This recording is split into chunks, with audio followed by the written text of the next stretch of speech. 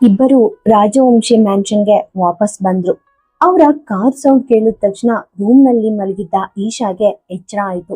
ಅವಳ ಫೇಸ್ ನಲ್ಲಿ ಫುಲ್ ದ್ವೇಷ ಆಯ್ತು. ಅವಳು ವಿಕೃತವಾಗಿ ನಗ್ತಾ ಅಂದ್ಲು, ರುದ್ರ, ಇವತ್ ನೈಟ್ ನಿನ್ಗೆ ಎಷ್ಟು ಬೇಕೋ ಅಷ್ಟು ಎಂಜಾಯ್ ಮಾಡು. ಯಾಕಂದ್ರೆ ನಾಳೆ ಮಾರ್ನಿಂಗ್ ನಿನ್ಗೆ ನಾಶ ಕಾದಿದೆ.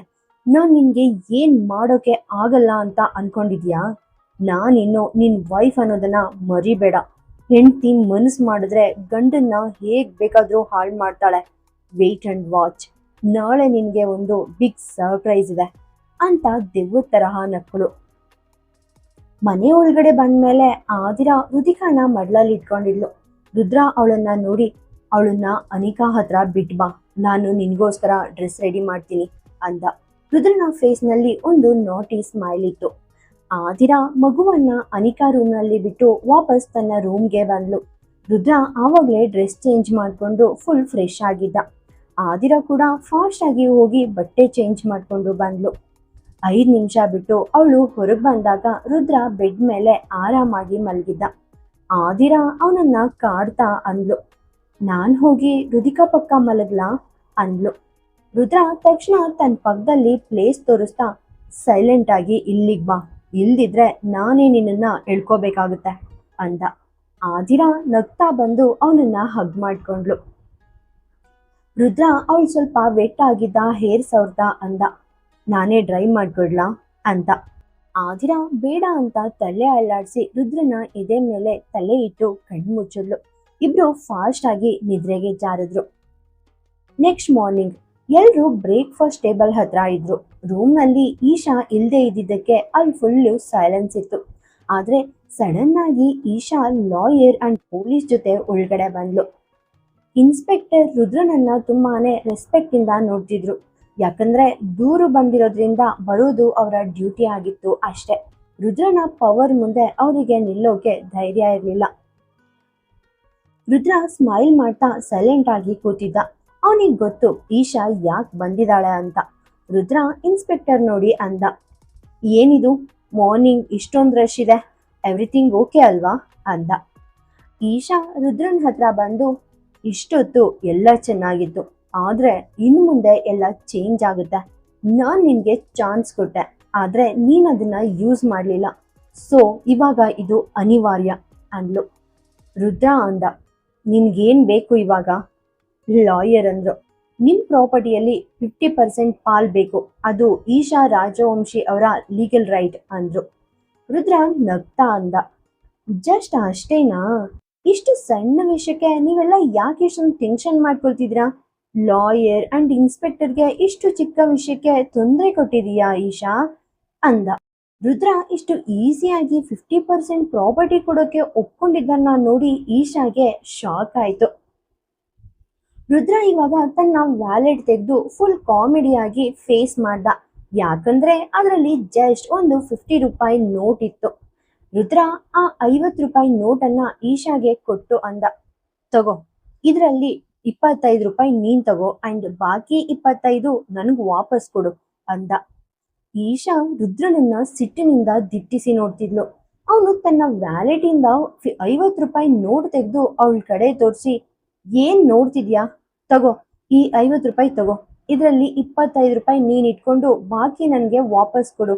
ಅಂಡ್ ಹೌದು, ನನ್ಗೆ 5 ರೂಪಾಯಿ ಕಾಯಿನ್ ಬೇಕು, ಚಿಲ್ರೆ ಇಲ್ಲ ಅಂತ ಸುಳ್ಳು ಹೇಳ್ಬೇಡ, ನಿನ್ ಹತ್ರ ಖಂಡಿತ ಚೇಂಜ್ ಇರತ್ತೆ ಅಂದ. ಈಶಾ ಆ ನೋಟನ್ನ ಕಿತ್ಕೊಂಡು ಮುಷ್ಟಿ ಮಾಡ್ತಾ ಕಿರ್ಚಿದ್ಲು, ಏನಿದು ಗಾರ್ಬೇಜ್, ಇದೆಂತ ನಾನ್ ಸೆನ್ಸ್, ನಾನ್ ನಿನ್ ಹತ್ರ 50% ಶೇರ್ ಕೇಳ್ತಿದ್ದೀನಿ, ನೀನ್ ನೋಡಿದ್ರೆ ನನ್ಗೆ ಈ 50 ರೂಪಾಯಿ ಕೊಡ್ತಿದ್ಯಾ, ಅದ್ರಲ್ಲೂ 25 ರೂಪಾಯಿ ವಾಪಸ್ ಕೇಳ್ತಿದ್ಯಾ. ನನ್ಗೆ ನಿನ್ ಪ್ರಾಪರ್ಟಿಯಲ್ಲಿ ಆಫ್ ಪಾರ್ಟ್ ಬೇಕು, ಈ ಡರ್ಟಿ 50 ರೂಪಾಯಿ ನೋಟ್ ಅಲ್ಲ ಅಂತ ಹೇಳ್ತಾ ಆ ನೋಟನ್ನ ಕೆಳಗೆ ಎಸೆದ್ಲು. ಆದಿರಾ ತಕ್ಷಣ ಮುಂದೆ ಬಂದು ಆ 50 ರೂಪಾಯಿ ನೋಟ್ ಎತ್ಕೊಂಡು ಅಂದ್ಲು, ನಿಮ್ಮಿಬ್ರಿಗೂ ದುಡ್ಡಿನ ವಿಷಯಕ್ಕೆ ಯಾಕೆ ಇಷ್ಟೊಂದು ಫೈಟ್ ಆಗ್ತಿದೆ ಅಂತ ನನಗ್ ಗೊತ್ತಿಲ್ಲ, ಆದ್ರೆ ಲಕ್ಷ್ಮಿನ ಈ ತರ ಇನ್ಸಲ್ಟ್ ಮಾಡೋದು ತಪ್ಪು. ಈಶಾ, ನೀನು ಮನುಷ್ಯರಿಗೆ ರೆಸ್ಪೆಕ್ಟ್ ಕೊಡಲ್ಲ ಅನ್ನೋದು ಗೊತ್ತು, ಆದ್ರೆ ಅಟ್ಲೀಸ್ಟ್ ದುಡ್ಗಾದ್ರೂ ರೆಸ್ಪೆಕ್ಟ್ ಕೊಡು, ಅದೇ ಅಲ್ವಾ ನಿನ್ ದೇವ್ರು ಅಂದ್ಲು. ಆದಿರಾ ಮಾತು ಕೇಳಿ ಈಶಾಗೆ ಇನ್ನೂ ಉರಿ ಆಯ್ತು. ರುದ್ರ ಇವಾಗ ಅವಳನ್ನ ಒಬ್ಬ ಪೈಶಾಚಿಕ ನಗುವಿನಿಂದ ನೋಡ್ತಾ ಇದ್ದ. ನಿನ್ ವ್ಯಾಲ್ಯೂ ಏನು ಅಂತ ಇವಾಗ ಗೊತ್ತಾಯ್ತಾ ಅನ್ನೋ ರೇಂಜ್ಗೆ ಅವನ ಲುಕ್ ಇತ್ತು. ಈಶಾ ಲಾಯರ್ ಇವಾಗ ಮುಂದೆ ಬಂದು ಅಂದ್ರು, ನೀವು ನನ್ನ ಕ್ಲೈಂಟ್ ಮಿಸಸ್ ರುದ್ರ ರಾಜವಂಶಿ ಅವರನ್ನ ಇನ್ಸಲ್ಟ್ ಮಾಡ್ತಿದ್ದೀರಾ. ಅವ್ರು ಇಲ್ಲಿಗೆ ಬಂದಿರೋದು ತಮ್ಮ ರೈಟ್ಸ್ ಕೇಳೋಕೆ. ಅವರು ನಿಮ್ ಹತ್ರ ಈ 50 ರೂಪಾಯಿ ಭಿಕ್ಷೆ ಕೇಳ್ತಿಲ್ಲ. ಸೈಲೆಂಟ್ ಆಗಿ ನಿಮ್ ಪ್ರಾಪರ್ಟಿಯಲ್ಲಿ 50% ಅವ್ರಿಗೆ ಕೊಡಿ. ನಾವು ಆಲ್ರೆಡಿ ಡಾಕ್ಯುಮೆಂಟ್ಸ್ ರೆಡಿ ಮಾಡಿದೀವಿ, ಜಸ್ಟ್ ಇದ್ರ ಮೇಲೆ ಸೈನ್ ಮಾಡಿ ಅಂತ ಆ ಫೈಲ್ ರುದ್ರನ್ ಕಡೆ ಚಾಚಿದ್ರು. ರುದ್ರ ತುಂಬಾನೇ ಸರ್ಪ್ರೈಸ್ ಆದ ಹಾಗೆ ನಟಿಸ್ತಾ ಅಂದ, ಹೇ, ಯಾವ ದೊಡ್ಡ ಕಂಪ್ನಿ ನನ್ನ ಹೆಸರಲ್ಲಿದೆ ಅಂತ ನಾನು ಈಶಾಗೆ 50% ಕೊಡ್ಬೇಕು? ನನ್ನ ಹತ್ರ ಇರೋದೇ ಈ 50 ರೂಪಾಯಿ. ಅದರಲ್ಲಿ 25 ಕೊಡೋಕೆ ನಾನು ರೆಡಿ ಇದ್ದೆ, ಆದ್ರೆ ನೀವು ಅದನ್ನ ತಗೊಳ್ತಿಲ್ಲ. ಇವಾಗ ನಾನೇನ್ ಮಾಡೋಕ್ ಸಾಧ್ಯ? ನನ್ನ ಹತ್ರ ಏನಾದ್ರೂ ಇದ್ರೆ ತಾನೇ ನಾನ್ ನಿಮ್ಗೆ ಕೊಡೋಕ್ಕಾಗೋದು. ಅಂಡ್ ಈ ಫೈಲ್ ಬಗ್ಗೆ ಮಾತಾಡೋದಾದ್ರೆ ನನ್ನ ಹತ್ರ ಏನು ಇಲ್ದಿರುವಾಗ ನೀವ್ ಇದ್ರಲ್ಲಿ ಏನ್ ಬರ್ದಿದ್ದೀರಾ? ಪ್ಲೀಸ್ ನನ್ಗೂ ತೋರಿಸಿ ಅಂದ. ಹೀಗೆ ಹೇಳ್ತಾ ಅವನು ಫೈಲ್ ಇಸ್ಕೊಂಡು ಸಡನ್ ಆಗಿ ಜೋರಾಗಿ ನಗೋಕೆ ಸ್ಟಾರ್ಟ್ ಮಾಡ್ದ. ಮನೆಯಲ್ಲಿರೋ ಪ್ರತಿಯೊಬ್ರು ಅವನನ್ನ ಶಾಕ್ ಇಂದ ನೋಡ್ತಿದ್ರು. ಆದಿರಾ ಕೂಡ ರುದ್ರನ್ಗೆ ಏನಾಯ್ತು ಅಂತ ಪೂರ್ತಿ ಕನ್ಫ್ಯೂಸ್ ಆಗಿ ನಿಂತಿದ್ಲು. ರುದ್ರ ಇವಾಗ ಆ ಫೈಲ್ ಅನ್ನ ಈಶಾ ಕಡೆ ಚಾಚಿ ಅಂದ, ಇದೆಲ್ಲ ಏನು? ನಿನ್ಗೆ ಈ Rajvanshi industries, Rajvanshi mansion, Rajvanshi villa and ನನ್ನೆಲ್ಲ ಆಸ್ತಿಯಲ್ಲಿ 50% ಪಾಲ್ ಬೇಕಲ್ವಾ?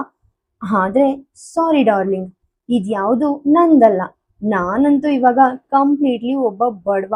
ನನ್ನ ಹತ್ರ ಒಂದು ಸಿಗರೇಟ್ ಪ್ಯಾಕೆಟ್ ತಗೊಳಕ್ಕೂ ದುಡ್ಡಿಲ್ದಿರುವಾಗ ನಿನಗ್ ನಾನು ಇದರಲ್ಲಿ ಶೇರ್ ಹೇಗ್ ಕೊಡ್ಲಿ? ಅದಕ್ಕೂ ನಾನು ಅವಳನ್ನೇ ಕೇಳ್ಬೇಕು.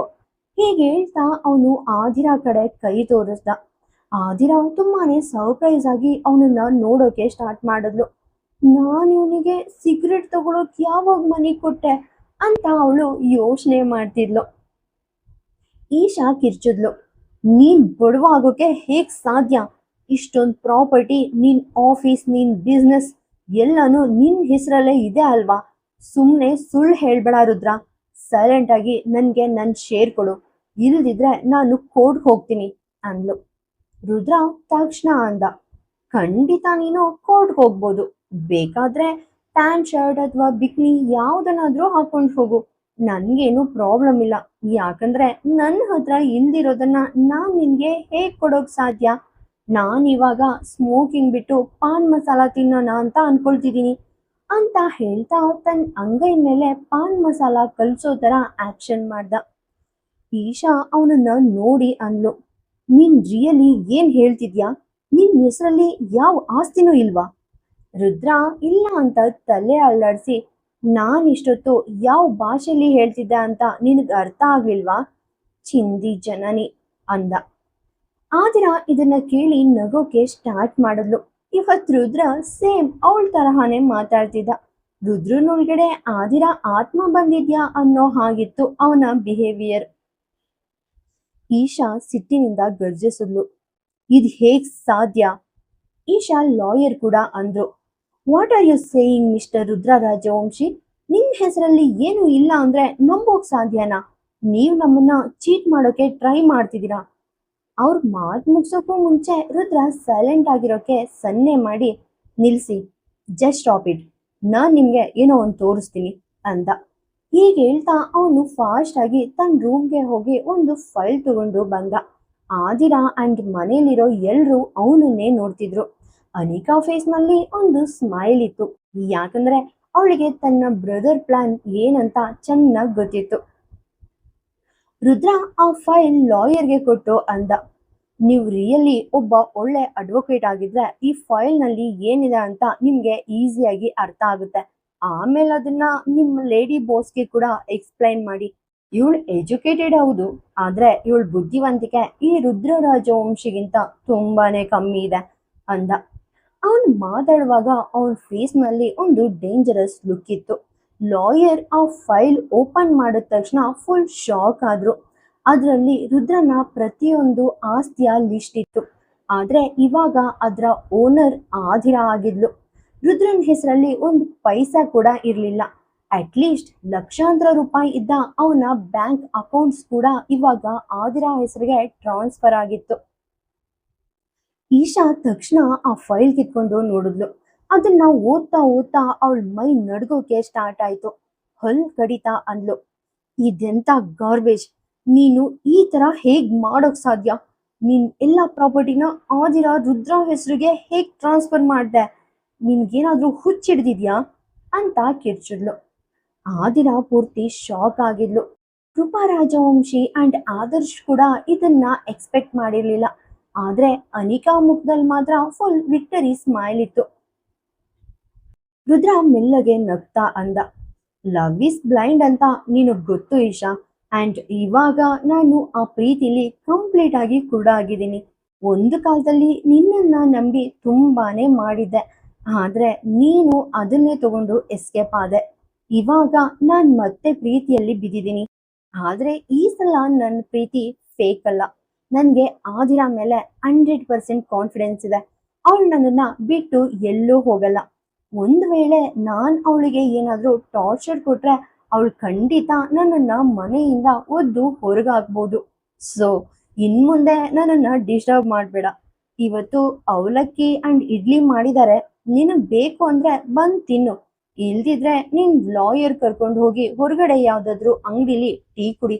ರಿಯಾಲಿಟಿ ಏನಂದ್ರೆ ಇವಾಗ ನೀನು ಕೂಡ ನನ್ ತರಹನೇ ಒಬ್ಬ ಬೆಗ್ಗರ್.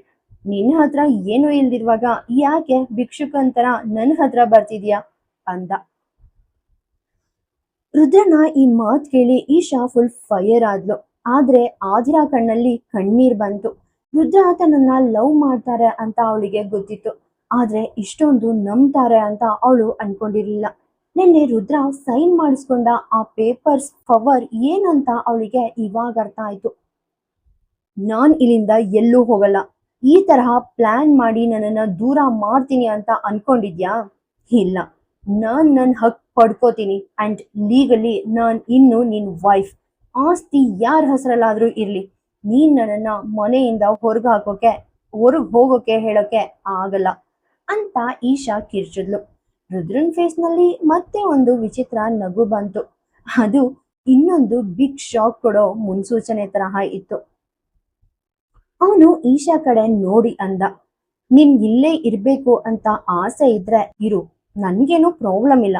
ಆದ್ರೆ ನೀನು ಈ ಮ್ಯಾನ್ಷನ್ ಅಲ್ಲಿ ಇರ್ಬೇಕು ಅಂದ್ರೆ ಓನರ್ ಅಂದ್ರೆ ಆದಿರಾ ಪರ್ಮಿಷನ್ ತಗೋಬೇಕು ಅಂದ. Oh really? ನಾನ್ ನಿನ್ ವೈಫ್ ಆಗಿದ್ದು ಈ ಆದಿರಾ ಪರ್ಮಿಷನ್ ಕೇಳ್ಬೇಕಾ? ನೀನ್ ಇಲ್ಲಿವರೆಗೂ ನಾನು ಕೂಡ ಇಲ್ಲೇ ಇರ್ತೀನಿ ಅಂತ ಈಶಾ ಚಾಲೆಂಜ್ ಮಾಡಿದ್ಲು. ಅವಳ ಮಾತ್ ಮುಗ್ಸೋಕು ಮುಂಚೆ ರುದ್ರ ಬೇಡ ಅಂತ ತಲೆ ಅಲ್ಲಾಡ್ಸಿ ಅವಳ ಕಡೆ ತಿರುಗಿ ಅಂದ, ಇಲ್ಲ ಮೈ ಡಿಯರ್, ನೀನ್ ಇನ್ ಮುಂದೆ ನನ್ ವೈಫ್ ಅಲ್ವೇ ಅಲ್ಲ.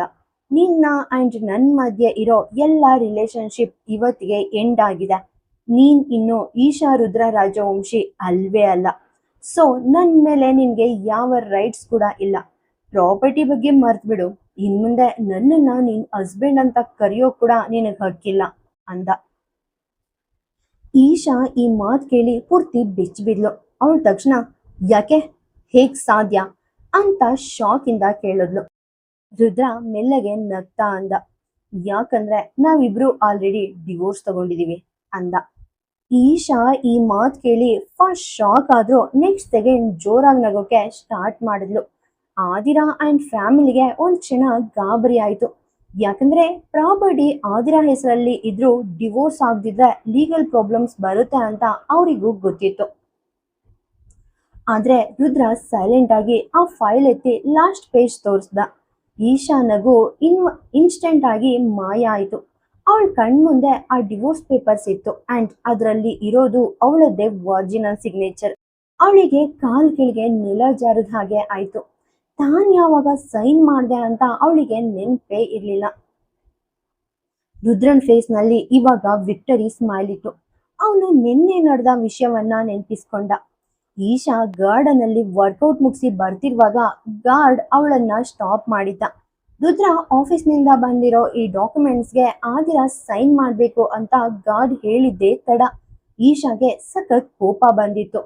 ನಾನ್ ವೈಫ್ ಆಗಿರುವಾಗ ಆದಿರಾ ಯಾರು ಸೈನ್ ಮಾಡೋಕೆ? ಅಂತ ಹೇಳ್ತಾ ಅವಳ ಆಟಿಟ್ಯೂಡ್ ತೋರ್ಸೋಕೆ ಹೋಗಿ ಆ ಪೇಪರ್ಸ್ ಓದದೆ ಸೈನ್ ಮಾಡಿದ್ಲು.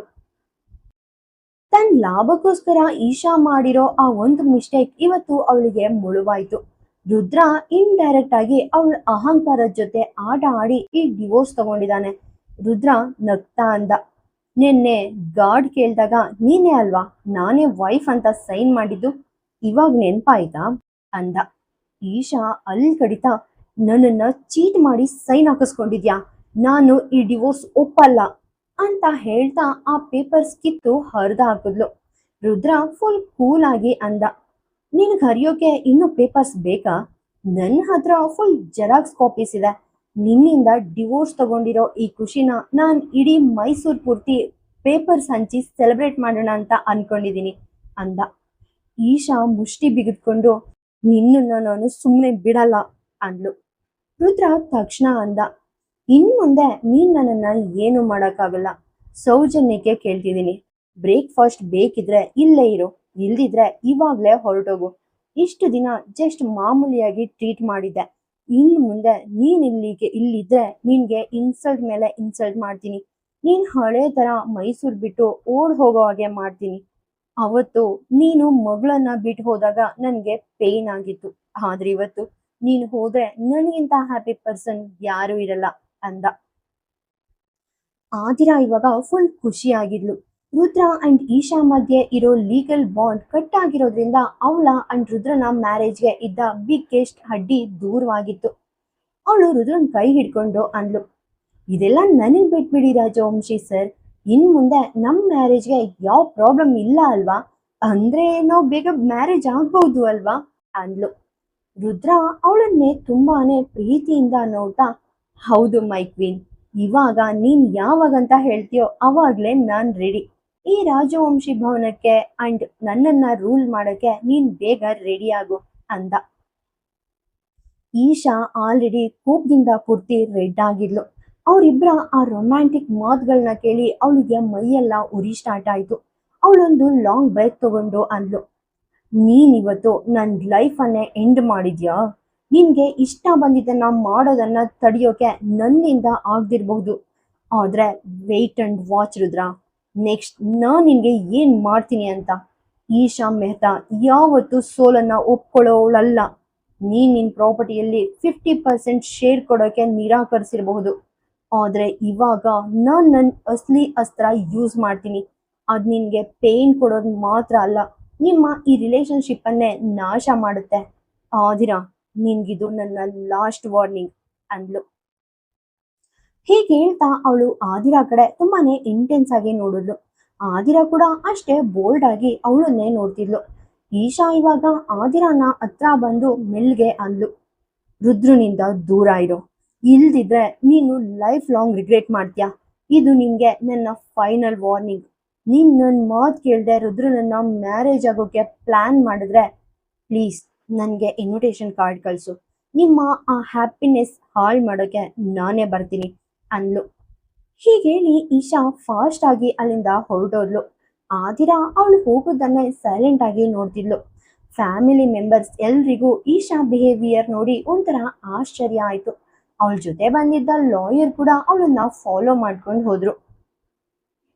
ಇನ್ಸ್ಪೆಕ್ಟರ್ ರುದ್ರನ್ ಹತ್ರ ಬಂದು ಅಂದ್ರು, ಸಾರಿ ಮಿಸ್ಟರ್ ರಾಜವಂಶಿ, ಈಶಾ ಮೆಹ್ತಾ ಇಂದ ನಿಮ್ಗೆ ತುಂಬಾನೇ ಟ್ರಬಲ್ ಆಯ್ತು, ಆದ್ರೆ ಡೋಂಟ್ ವರಿ, ಅವರ ಪ್ರತಿಯೊಂದು ಆಕ್ಟಿವಿಟಿ ಮೇಲೆ ನಾನ್ ಕಣ್ಣಿಟ್ಟಿರ್ತೀನಿ ಅಂದ್ರು. ರುದ್ರ ಸ್ಮೈಲ್ ಮಾಡ್ತಾ, ಇಟ್ಸ್ ಓಕೆ ಇನ್ಸ್ಪೆಕ್ಟರ್ ಅಂದ. ಅವ್ರು ಹೋದ್ಮೇಲೆ ಕೃಪಾ ರಾಜವಂಶಿ ಅಂದ್ರೆ ಅಜ್ಜಿ ತಕ್ಷಣ ಅಂದ್ರು, ಈಶಾ ಬೆದರಿಕೆ ಹಾಕಿರೋ ರೀತಿ ನೋಡಿದ್ರೆ ಅವಳು ಮತ್ತೆ ಯಾವ್ದೋ ಸ್ಕ್ಯಾಮ್ ಮಾಡ್ತಾಳೆ ಅಂತ ಅನ್ನಿಸ್ತಿದೆ. ಆದ್ರೆ ಅವಳು ಏನಾದ್ರೂ ಮಾಡೋಕ್ಕೂ ಮುಂಚೆ ನೀವಿಬ್ರು ಬೇಗ ಮದ್ವೆ ಆಗ್ಬಿಡಿ ಅಂದ್ರು. ಅಜ್ಜಿ ರುದ್ರ ಅಂಡ್ ಆದಿರಾ ಇಬ್ರನ್ನು ನೋಡ್ತಾ ಈ ಮಾತು ಹೇಳಿದಾಗ ಅವ್ರಿಬ್ರ ಕಣ್ಗಳು ಕೂಡ ಒಂದನ್ನೊಂದು ಸಂಧಿಸಿದ್ವು. ಆದಿರಾ ರುದ್ರನ ಆನ್ಸರ್ಗಾಗಿ ವೆಯ್ಟ್ ಮಾಡ್ತಿದ್ಲು. ಅವಳು ಇವಾಗ್ಲೇ ರುದ್ರನನ್ನ ಮ್ಯಾರೇಜ್ ಆಗೋಕೆ ರೆಡಿ ಇದ್ಲು. ರುದ್ರ ಮೆಲ್ಲಗೆ ನಗ್ತಾ ಅಂದ, ಅಜ್ಜಿ ಇವಾಗ್ಲೇ ಪುರೋಹಿತರಿಗೆ ಕಾಲ್ ಮಾಡಿ ಎಷ್ಟು ಬೇಗ ಸಾಧ್ಯನೋ ಅಷ್ಟು ಬೇಗ ಒಂದು ಒಳ್ಳೆ ಮುಹೂರ್ತ ಫಿಕ್ಸ್ ಮಾಡೋಕೆ ಹೇಳಿ. ಇನ್ ಮುಂದೆ ಆದಿರಾ ಶ್ರೀಮತಿ ಆದಿರಾ ರಾಜವಂಶಿ ಆಗ್ಬೇಕು ಅಂದ. ಇದನ್ನ ಕೇಳಿ ಆದಿರಾಗೆ ಸಖತ್ ಖುಷಿ ಆಯ್ತು. ಅಜ್ಜಿ ತಕ್ಷಣ, ರುದ್ರ, ಇವತ್ತು ನನ್ನ ಮನ್ಸಿಗೆ ತುಂಬಾನೇ ಹ್ಯಾಪಿನೆಸ್ ಕೊಟ್ಟಿದ್ಯಾ ಅಂದ್ರು. ಅವರು ಆದಿರಾಳ ಹತ್ರ ಬಂದು ಅವಳ ಫೇಸ್ ಪ್ರೀತಿಯಿಂದ ಸೌರಿ ಅಂದ್ರು. ನೀನು ಈ ಮ್ಯಾನ್ಷನ್ಗೆ ಬಂದ ದಿನನೇ ನನಗ್ ಗೊತ್ತಿತ್ತು ಈ ಮನೆಯಲ್ಲಿ ಮತ್ತೆ ಹ್ಯಾಪಿನೆಸ್ ಮರಳುತ್ತೆ ಅಂತ. ಈಶಾ ಈ ಮನೆಯಲ್ಲಿ ಕಸಿದ್ಕೊಂಡಿದ್ದ ಆ ಪೀಸ್ ಅಂಡ್ ಸೌಖ್ಯವನ್ನ ನೀನ್ ಮತ್ತೆ ತಂದಿದ್ಯಾ. ನೀನ್ ನಿಜವಾಗ್ಲೂ ನಮ್ ಮನೆಗೆ ಬಂದಿರೋ ಲಕ್ಕಿ ಗರ್ಲ್ ಆದಿರಾ ಅಂತ ಹೇಳ್ತಾ ಅವಳ ಹಣೆ ಮೇಲೆ ಒಂದು ಮುತ್ತಿಟ್ರು. ಆದಿರಾ ಕೆಳಗ್ ಬಾಗಿ ಅವ್ರ ಪಾದ ಮುಟ್ಟಿ ಆಶೀರ್ವಾದ ತಗೊಂಡ್ಲು. ಅಜ್ಜಿ ನಗ್ತಾ ಅಂದ್ರು, ಆದಷ್ಟು ಬೇಗ ಈ ಮನೇಲಿ ಹೃದಿಕಾ ಜೊತೆ ಆಟ ಆಡೋಕೆ ಇನ್ನೊಂದು ಪುಟ್ ಕಂದ ಬರ್ಲಿ ಅಂದ್ರು. ಅನಿಕಾ ಕೂಡ ತುಂಬಾನೇ ಎಕ್ಸೈಟ್ ಆಗಿ, ನನ್ಗೆ ನಿಮ್ಮಿಬ್ರಿಗೋಸ್ಕರ ತುಂಬಾನೇ ಹ್ಯಾಪಿ ಅನ್ಸಿದೆ ಅಣ್ಣ ಅಂದ್ಲು. ಆದರ್ಶ್ ಸ್ಮೈಲ್ ಮಾಡ್ತಾ ಕಂಗ್ರ್ಯಾಚುಲೇಷನ್ಸ್ ಅತ್ತಿಗೆ ಅಂದ. ಆದಿರಾ ಇನ್ನು ನಗ್ತಾನೆ ಇದ್ಲು. ಆಮೇಲೆ ಅಜ್ಜಿ ಅನಿಕಾನ ಕರ್ಕೊಂಡು, ಬಾ ಪುರೋಹಿತ್ರಿಗೆ ಕಾಲ್ ಮಾಡೋಣ, ನಾನೇ ಅವ್ರ ಜೊತೆ ಮಾತಾಡ್ತೀನಿ, ಅವ್ರನ್ನ ಇವಾಗ್ಲೇ ಮನೆಗ್ ಕರಿತೀನಿ ಅಂತ ಅಲ್ಲಿಂದ ಹೋದ್ರು. ರುದ್ರ ಇವಾಗ ಆದಿರಾನ ಹತ್ರ ಬಂದು ಮೆಲ್ಲಗೆ ಅಂದ, ಅಜ್ಜಿ ನಿನ್ಗೆ ಅಷ್ಟೊಂದ್ ಪ್ರೀತಿ ತೋರ್ಸಿದ್ರು, ನೀನು ಅವ್ರ ಪಾದ ಮುಟ್ಟಿ ಬ್ಲೆಸ್ಸಿಂಗ್ಸ್ ತಗೊಂಡೆ, ಆದ್ರೆ ನನ್ ಬಗ್ಗೆ ನಿನ್ನ ಒಪಿನಿಯನ್ ಏನು ಅಂದ.